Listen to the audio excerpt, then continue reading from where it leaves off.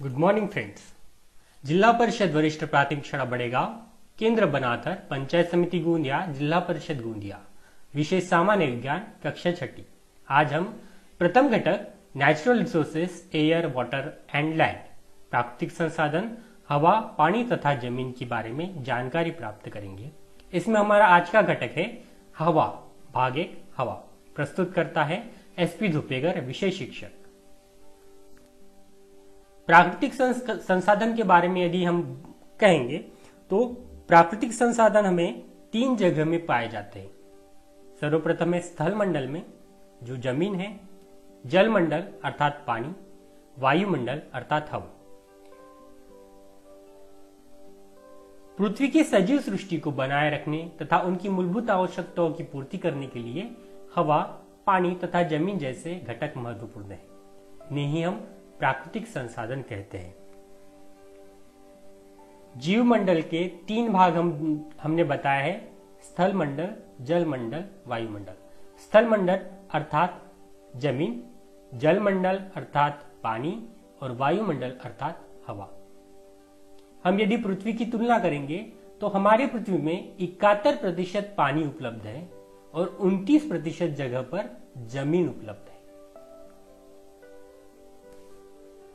सर्वप्रथम हम देखते हैं हवा के बारे में जानकारी प्राप्त करेंगे।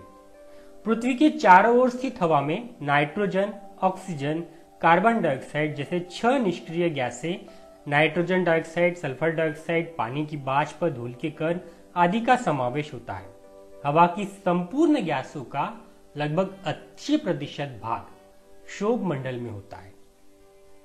समताप मंडल में यह मात्रा लगभग 19% होती है।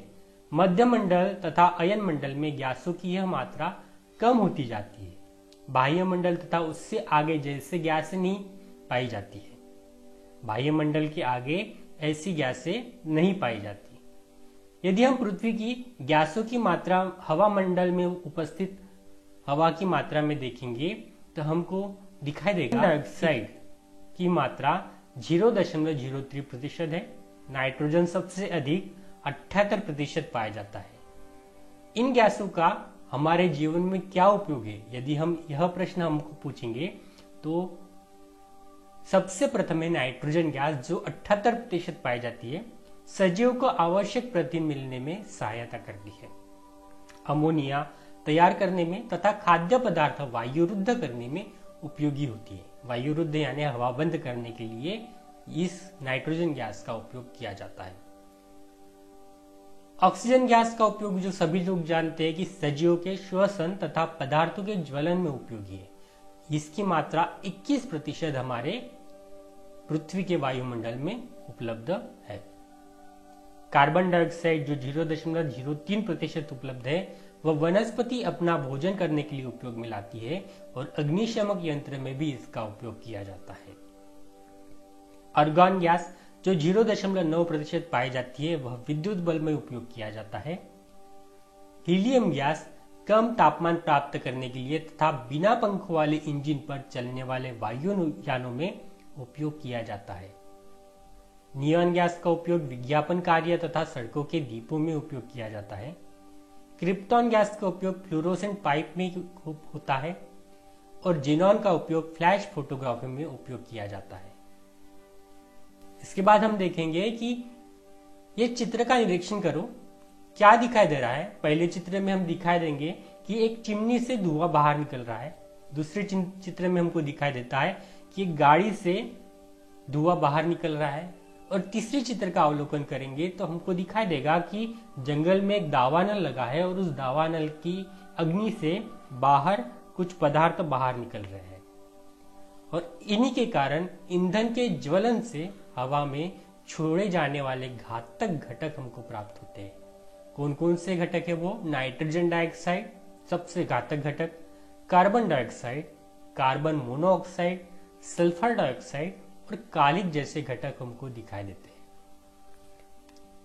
इन्हीं घटकों के कारण वायु प्रदूषण होता है। वायु प्रदूषण की व्याख्या करेंगे तो इन चित्रों में दिखाया गया धुआं सीधा वायुमंडल में मिश्रित होता है। इसके कारण हवा की घटकों का संतुलन बिगड़ जाता है और इसे ही वायुमंडल कहते हैं। सर्वप्रथम सबसे महत्वपूर्ण परत है हमारे वायुमंडल की ओजोन की परत, जो संरक्षण कवच के रूप में कार्य करती है। इसके बारे में जानकारी प्राप्त करेंगे तो वायुमंडल के मध्यमंडल के निचले भाग में ओजोन गैस की एक परत पाई जाती है, जो सूर्य से आने वाली पराबैंगनी किरणें सजीवों के लिए हानिकारक होती है। इन किरणों को ओजोन गैस इन किरणों को अवशोषित कर लेती है। इससे पृथ्वी के सजीवों की रक्षा होती है और वातानुकूलित यंत्रों में स्थित क्लोरोफ्लोरोकार्बन तथा टेट्राक्लोराइड जैसे पदार्थों से हवा में मिलने से ओजोन की इस परत का क्षय होता जाता है, जिससे सूर्य से आने वाली पराबैंगनी किरणें सीधे मनुष्य के शरीर में जाती है और उससे कैंसर जैसी बीमारियां उत्पन्न हो रही है। ओजोन का यह महत्व सभी लोग समझे, इस उद्देश्य से पूरे विश्व में 16 सितंबर का दिन ओजोन संरक्षण दिवस के रूप में मनाया जाता है।